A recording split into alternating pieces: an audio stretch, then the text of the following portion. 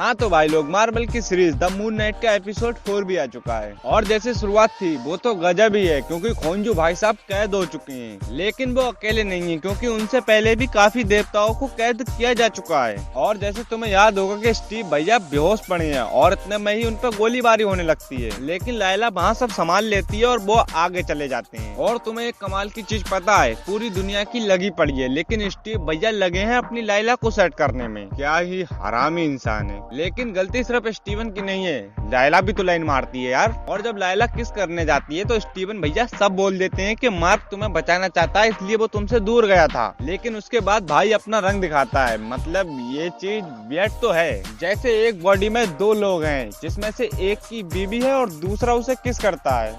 कितना कॉम्प्लिकेटेड बना दिए हैं बे।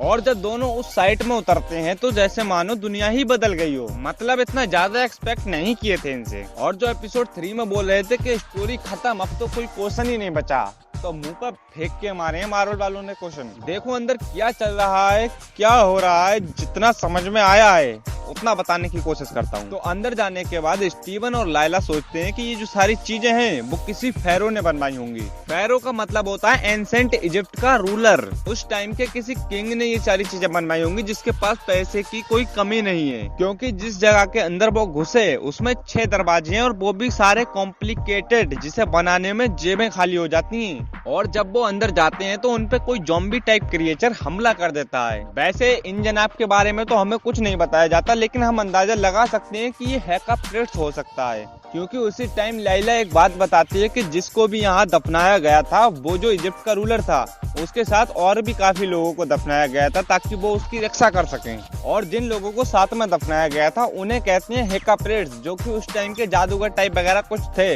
इसीलिए वो शायद अभी तक जिंदा हैं। लेकिन स्टीवन को इजिप्शियन चीजों की काफी नॉलेज है, इसलिए वो उससे बच के चला जाता है और पहुंच जाता है एमिथ के मकबरे के पास। वहाँ पे उन्हें जो थॉम दिखता है उस पर मैसेडोनिया लैंग्वेज में कुछ लिखा होता है, जिसे देखते ही हमारे स्टीवन भैया एक झटके में समझ जाते हैं कि वो जो थॉम है वो किसी और का नहीं बल्कि अलेक्जेंडर द ग्रेट का है। लेकिन वहाँ आर्थर लायला के अंदर चिंगारी लगा देता है कि तुम्हारे बाप की मौत का जो रहस्य है वो मुझे पता है, और जो कि मार्क से लिंक है। लायला भी ये सोचने पर मजबूर हो जाती है कि कहीं मार्क ने तो नहीं मारा उनको, और वो सीधा पहुंच जाती है स्टीवन के पास। और स्टीवन भैया भी बहुत खुश हैं, क्योंकि उन्हें वो मूर्ति मिल चुकी है जिसमें एमिथ कैद है। लेकिन जब लायला वहाँ आती है तो झगड़ा करने लग जाती है कि तुम्हें पता है मेरे बाप को किसने मारा। और वहाँ पर्सनैलिटी चेंज होती है, मार्क और लायला के बीच में बातचीत होती है, लेकिन आंसर हमें सीधा सीधा नहीं मिलता कि लायला के बाप आखिर मरा कैसे। शायद आने वाले एपिसोड में पता चले। और जब मारने मरने की बात चली रही है तो लास्ट के सीन ने सबका दिमाग चकरा दिया भाई। मतलब आर्थर मार्क को गोली मारता है, एक नहीं 2-3 गोली मारता है, वो भी छाती पे। और अब जब खोंजू कैद है तो वो हीलिंग कर नहीं सकता, इस हिसाब से तो उसे मर जाना चाहिए, लेकिन वो मर नहीं सकता क्योंकि ट्रेलर में और भी काफी ज्यादा सीन है जो अभी तक नहीं दिखाए हैं। उसके बाद जो स्टोरी चलती है कि वो एक मेंटल हॉस्पिटल में, और वो जिसे जिसे जानता है वो भी सब वहाँ पे हैं, जैसे कि लायला, आर्थर, वो म्यूजियम वाली उसकी बॉस, सारे लोग वहाँ पे हैं। तो शायद ये जो सारी चीजें हो रही हैं वो सब उसके दिमाग में हो रही हैं, क्योंकि वहाँ 2 शरीर होते हैं, एक मार्क का और दूसरा स्टीवन का, जो कि रियल लाइफ में पॉसिबल नहीं है। और तीसरा बक्सा भी उन्हें दिखता है, लेकिन वो उसे खोलते नहीं है, शायद उसमें तीसरी पर्सनैलिटी हो। और जब वो आगे बढ़ते हैं तो उनके सामने एक हिप्पोपोटेटमस टाइप जीव आता है, जो कि असल में एक इजिप्शियन गॉड है। और उसे देखते ही जो इन दोनों की फटती है, क्या कहने उसके।